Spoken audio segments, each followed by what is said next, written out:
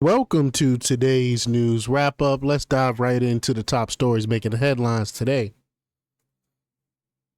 The Department of Homeland Security plans to revoke the temporary legal status of over 530,000 immigrants who entered the U.S. under the Biden administration's humanitarian parole program. This program, launched in 2022, allowed individuals from Cuba, Haiti, Nicaragua, and Venezuela to enter the country with U.S. sponsors. DHS Secretary Kristi Noem stated that the program will end on April 24th, requiring affected individuals to leave the U.S. unless they have lawful basis to remain. The program faced criticism for fraudulent applications and was paused in 2024. Many of the people that came across was military age men. Advocates argued that ending the program will cause chaos and heartbreak for families, while the Trump administration defends the move as necessary to prevent abuse of humanitarian parole.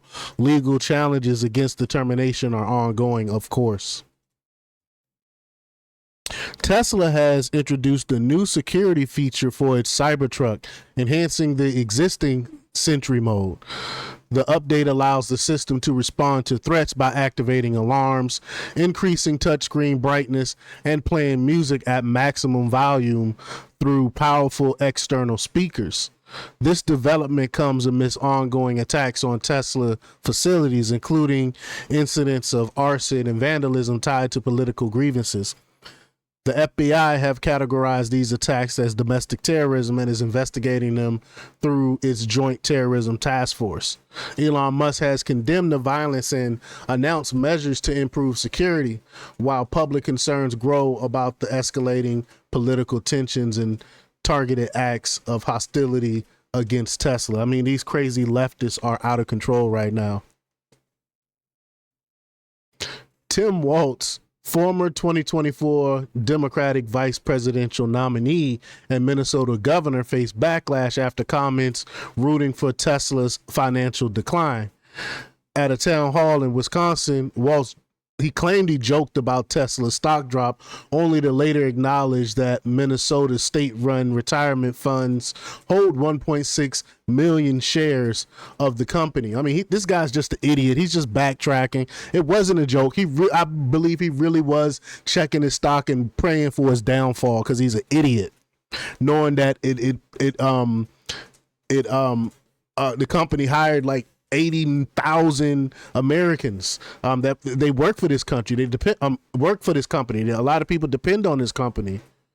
But his remarks drew criticism with figures like Kevin O'Leary, emphasizing the irony of attacking a business intertwined with residents' investments. And I played that clip before. Meanwhile, Tesla continues to face political and physical challenges, including acts of vandalism, like I alluded to earlier, and arson targeting its facilities. The incidents underscore the broader political and social tensions around Elon Musk ventures and their perceived impact. An NYPD Sergeant, Zhu Jiang, has been suspended without pay amid an FBI investigation into allegations of espionage for the Chinese government. How many people get busted for working? How many people work for the Chinese government that's in our country? It's so many people. It seems like it's like every other week someone else get busted to come to find out that's working for the CCP. This is crazy. A police officer? But Jiang, who has served in various detective units since joining the NYPD in 2013, had access to sensitive information through his role in healthcare fraud investigations. This case follows a similar incident last year involving another NYPD officer suspended of ties to China, though that officer was ultimately not charged as an agent. Jiang's suspension has raised concerns about potential breaches of security within law enforcement agencies. The investigation is ongoing and no charges have been filed against him at this time. For the 13th consecutive year, Chicago has recorded the highest number of homicides among U.S. cities, with 573 murders in 2024. This is crazy. Although crime rates are declining nationwide, they say, the reduction in Chicago has been modest compared to other major cities. Analysts cite reduced police resources, low morale among officers, and lenient judicial policies as contributing factors. Critics argue that the city's leadership has not adequately addressed these issues, leading to a persistent cycle of violence that discourages new residents and businesses. This is what happened when you put criminals first and you chastise the police and don't give the police the resources that they need. This situation has sparked calls for significant political and systematic reforms to restore safety and growth. Senator Bernie Sanders acknowledged that President Trump's efforts to strengthen the border and combat fentanyl were necessary and effective. I'm surprised that he's even admitted this right now. But during a discussion, Sanders admitted that Democrats under President Biden fell short in addressing illegal immigration and should have performed better. He emphasized the need for comprehensive immigration reform, suggesting programs like guest worker initiatives while opposing mass deportations, which he believes could harm the economy. But even though the majority of Americans are for these mass deportations, again, 80-20 issue, another 80-20 issue where Democrats are on the wrong side of. But Sanders also criticized the lack of action on immigration issues during Biden's term and called for balanced policies to manage border security and labor needs effectively. These comments highlight ongoing debates about immigration strategies and their broader implications. A technology advisor working with the Department of Government Efficiency revealed that the IRS modernization program is decades behind schedule and billions over budget. I mean, this is the ever-going familiar story when it comes to government.